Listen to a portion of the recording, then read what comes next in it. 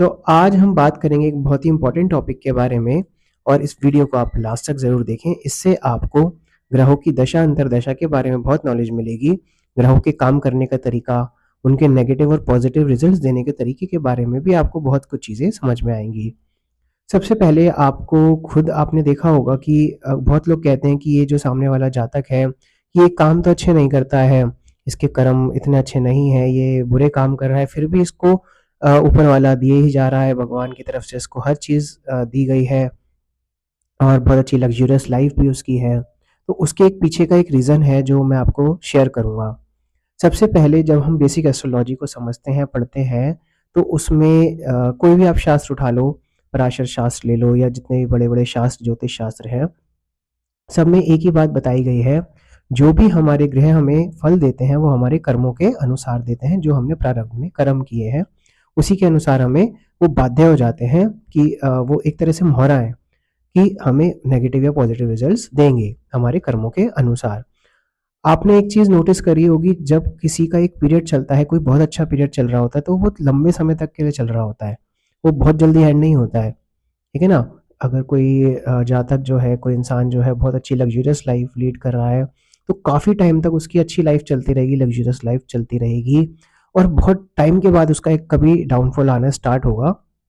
तो सब बोलेंगे कि बहुत टाइम से तो बहुत अच्छा ये अमीर था, मतलब बहुत अच्छे इसके पास पैसे थे, लग्ज़री थी, धन था, लेकिन एकदम से इसके साथ पता नहीं ऐसा क्या हुआ, ये सब चीज़ें इससे छिन गई हैं, ठीक है ना? तो अब दूसरी बात, अब इससे आप रिलेट करो कि जो दशाएँ चलती हैं वो लंबी चलती हैं। आपने देखा है, आपको पता भी होगा, शुक्र की दशा 20 साल की चलती है। ऐसी बृहस्पति देव की जो दशा है वो 16 साल की दशा होती है। तो ये दशाएँ भी लंबी-लंबी चलती हैं, उतने में ही वो आपको उतनी अपने फल देती रहती हैं, जितनी वो लंबी चलती हैं। तो अगर एग्ज़ाम्पल से समझते हैं, शुक्रदेव जो है उनकी दशा 20 साल की है।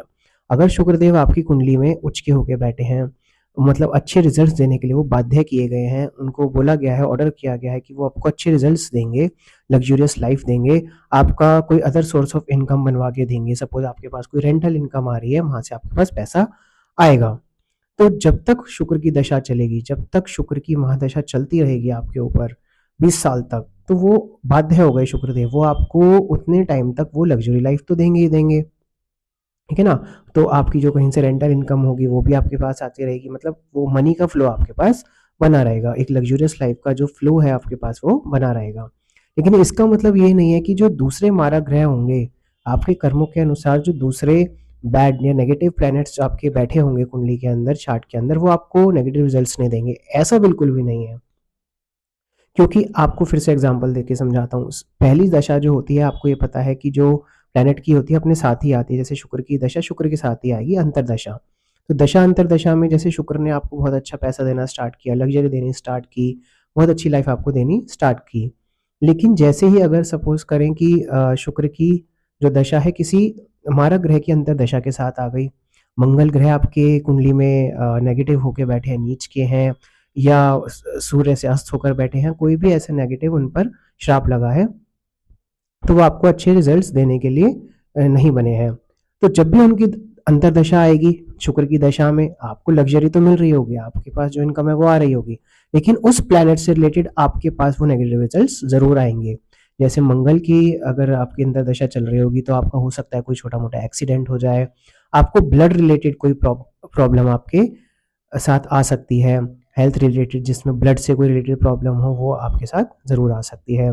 साथ-साथ आपको अपनी पावर में, आपकी स्ट्रेंथ में थोड़ी-सी कमी महसूस हो सकती है, बिकॉज़ जो मंगल देव हैं वो पावर, स्ट्रेंथ इसके भी बहुत बड़े दाता होते हैं, ठीक है? ऐसे ही किसी और प्लैनेट की अगर कोई नेगेटिव दशा आपके साथ चल रही है, तो उस प्लैनेट से रिलेटेड आपको नेगेटिव रिज़ल्ट्स भी देखने को साथ-साथ ज़रूर मिलेंगे। अगर आपकी जैसे सूर्य की दशा, जो अंतर्दशा है वो खराब है, तो नेगेटिव रिजल्ट्स आपको देने आए हैं, तो उस केस में आप किसी गवर्नमेंट जॉब के लिए तैयारी कर रहे होंगे या किसी भी चीज़ के लिए आप प्रिपरेशन कर रहे होंगे, तो वो शायद आपको ना मिल पाए उस चीज़ उस दशा अंतर्दशा के अंदर। तो जहाँ से एक लग्ज़री आपको मिल रही है वो तो आपकी चली रही है। जहाँ से आपकी एक इनकम की फ्लो बन रहा है वो तो बन ही रहा है, बिकॉज़ वो महादशा में चलता रहेगा, क्योंकि शुक्रदेव आपको वो देते रहेंगे उस टाइम तक। तो शायद लोगों को देखने पे ये भी लगे कि हाँ, बहुत अच्छी लाइफ चल रही है, सब कुछ अच्छा चल रहा है इनकी लाइफ में, क्योंकि बाहर से जो एक चीज़ आ रही है वो आ रही है, लेकिन अंदर-अंदर जो डिफरेंट अंतर्दशाएँ चेंज होती रहेंगी अलग स एक के बाद एक के बाद एक, तो उसमें अगर जो अच्छे ग्रह होंगे तो वो डबल इम्पैक्ट से आपको अच्छे रिजल्ट्स देंगे। और जो नेगेटिव ग्रहों के साथ अगर अंतर्दशा आएगी तो वो आपको नेगेटिव रिजल्ट्स भी साथ-साथ ज़रूर देगी। तो इस तरह से चलता है दशाओं और अंतर्दशाओं का चक्र, और इसी तरह से हमें या किसी भी जातक को फल मिलते रहते हैं। तो आई थिंक आपको ये कॉन्सेप्ट समझ आया होगा। आप जब भी प्राशरी शास्त्र पढ़ेंगे, ओरा शास्त्र पढ़ेंगे या लघु पारस्त्री पढ़ेंगे तो उसमें दशाओं अंतर्दशाओं के बारे में बहुत चीज़ें बताई गई हैं। तो आपको एक क्लियर इनसाइट मिलेगी, आपको चीज़ें समझ में आएँगी कि एक्चुअली में ये चीज़ें काम क्यों करती हैं, क्योंकि दशाएँ भली लंबी-लंबी चलती हैं। तो उन दशाओं में फिर से मैं आपको बता रहा हूँ, जो लंबी दशाएँ चल रही हैं, तो उसमें जो अच्छा ग्रह आपके लिए होगा, अच्छा प्लैनेट होगा, बाध्य होगा आपको अच्छे रिज़ल्ट्स देने को, वो अपनी दशा के अंदर पूरे आपको अच्छे रिज़ल्ट देगा ही देगा। लेकिन जब भी नेगेटिव ग्रहों की अंतर्दशा उसके साथ चलेगी, तो वो भी अपना रिज़ल्ट साथ-साथ आपको उसमें देते रहेंगे, लेकिन उसकी पॉज़िटिविटी में आपको कोई फ़र्क नज़र नहीं आएगा उस टाइम। तो यही होता है डिफरेंस करने का तरीका और इन चीज़ों को समझने का तरीका। तो आई होप आपको इस वीडियो में भी अच्छी नॉलेज मिल रही हो कोई।